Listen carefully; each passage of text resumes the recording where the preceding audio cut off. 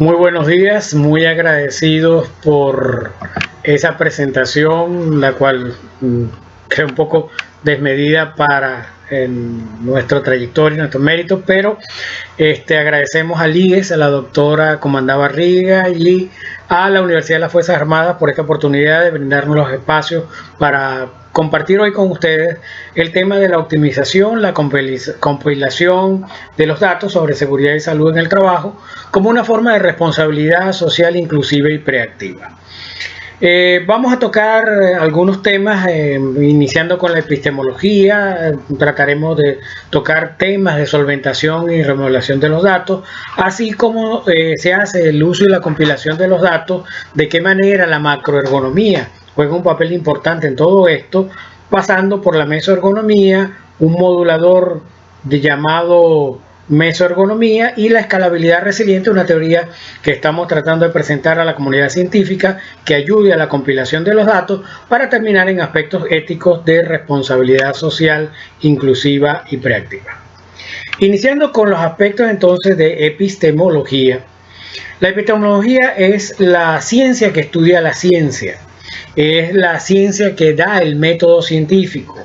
Y como tal tenemos que hacer un toque para poder hablar de lo que es el proceso de optimización de datos. Y por eso ya claro el concepto de epistemología, la ciencia que estudia la ciencia, nos adentraremos a hablar sobre las definiciones de optimización, la cual en consulta de datos, de bases de datos, no es más que la respuesta que puede darse en la parte relacional y la optimización de los procesos que pueden aportar la base de datos cruda para un mejor inferenciamiento y análisis y tratar de sacar de él con mejor eficiencia y uso los resultados posibles. A veces compramos software que no sabemos manejar todos sus módulos y nos quedamos cortos en la utilidad, en la potencia que tiene ese software para podernos ayudar.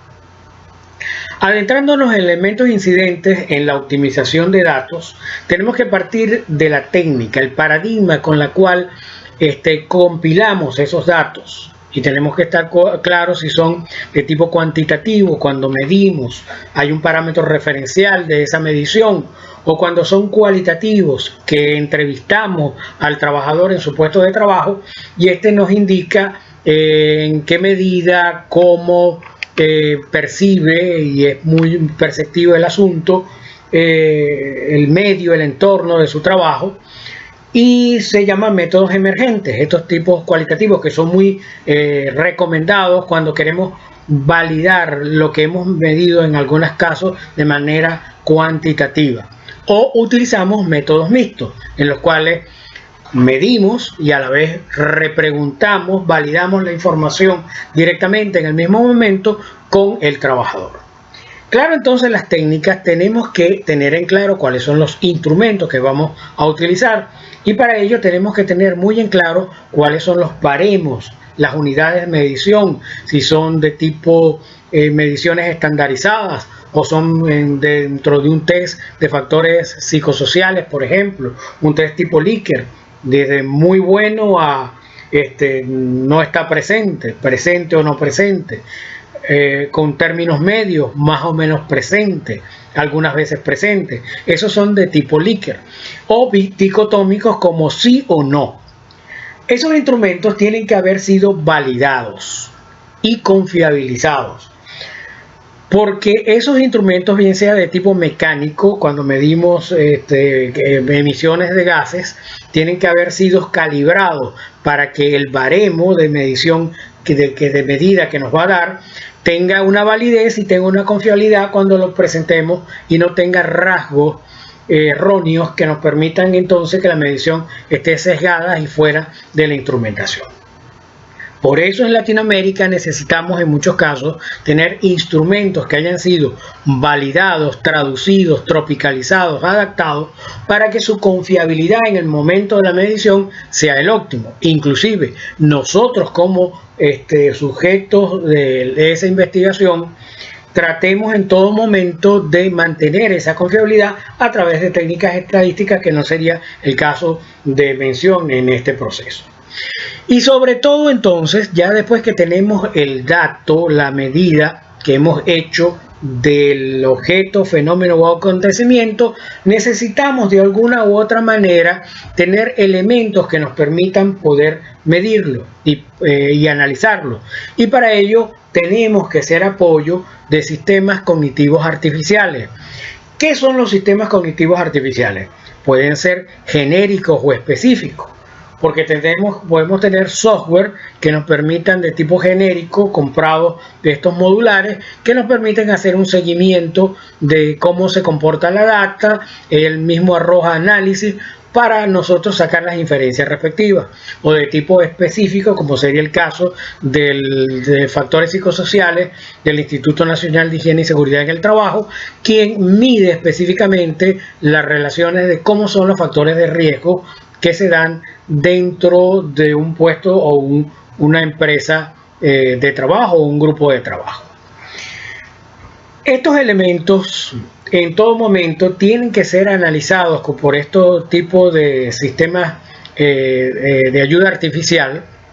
de cognición artificial, que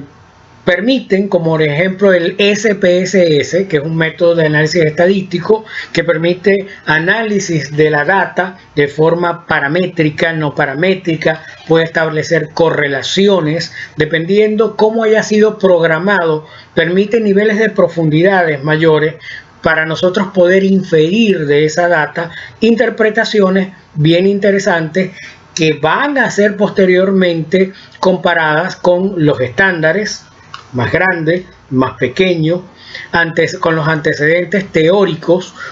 que se han reportado en la base histórica dentro de la empresa, o los mismos basamentos teóricos de investigaciones previas que se hayan realizado y nos permitan entonces allí,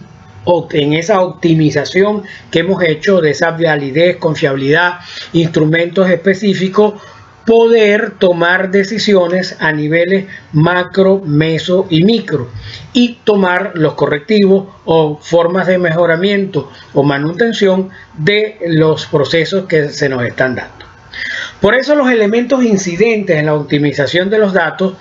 para hacer un buen resumen, tenemos que tener una recopilación donde el conjunto de datos recopilados sean válidos y confiables, para que a través entonces de los elementos artificiales de cognición tengamos en esa interfaz del usuario una supervisión del diagnóstico y rendimiento de los instrumentos que fueron aplicados, almacenar administrativamente esas bases de datos para que las comparaciones que tengamos de las bases en línea históricas puedan ser retomadas y traídas a un momento para hacer inferencias de ello, y sobre todo que nos sirvan para hacer administración basada en solucionar problemas y elementos que a nivel entonces de macros nos permita tomar decisiones para hacer correctivos o detectar desviaciones o mantener procesos óptimos dentro de lo que se nos va a presentar. Esto nos lleva entonces que las causas que nos pueden contraer la no optimización de los datos es a veces no saber hacerlo, porque no tenemos los instrumentos idóneos, y es mucho de lo que nos pasa en Latinoamérica. El desconocimiento de las herramientas óptimas o instrumental óptimo para la compilación de esa información y optimización de ello, o haber asumido también estándares que no corresponden a la realidad, al entorno, y esas comparaciones, por ejemplo, se dan mucho en los casos de antropometría, no son consonas con el nivel, el modelo antropométrico del individuo en la población donde estamos estudiando, o no conocer realmente el sistema sociotécnico de la organización.